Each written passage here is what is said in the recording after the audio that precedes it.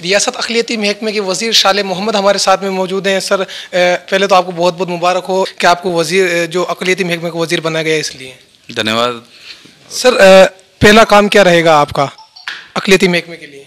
हमारी प्राथमिकता है कि हम लोगों के जो भी समस्याएं हैं, तकलीफ़ें हैं, उन तकलीफ़ों को दूर कर सकें जल्दी से जल्दी, और जो भी हमारी सरकार की योजनाएं हैं उन योजनाओं को हम अच्छी तरह से लोगों तक पहुंचाएं। ये सबसे पहला हमारा रहेगा। सर, वक्फ बोर्ड का भी दफ्तर आपको सुपुर्द किया गया है, तो देखें तो अभी तक चेयरमैन वहाँ पर मौजूद नहीं है, तो क्या खुद उसको अगर देखो भाई, अब शुरुआत है, चेयरमैन भी आएगा, अच्छा काम शुरुआत हुई है। हमेशा आपने देखा है, जब भी 2008 के अंदर गहलोत साहब थे तभी उन्होंने 200 करोड़ रुपये एक्स्ट्रा वक्फ को दी थी, और हमेशा गहलोत साहब ने विशेष ध्यान रखा है।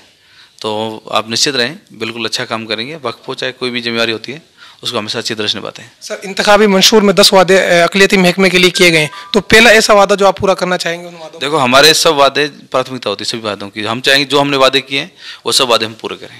बिल्कुल, ये थे हमारे साथ में शाले मोहम्मद, जिनको कल देर रात को अक़लियती महकमे का वज़ीर बनाया गया है। इनका कहना है कि इंतखाबात में जो जो वादे कांग्रेस हुकूमत ने किए हैं उन वादों को पूरा करना इनकी प्रायोरिटी रहेगी।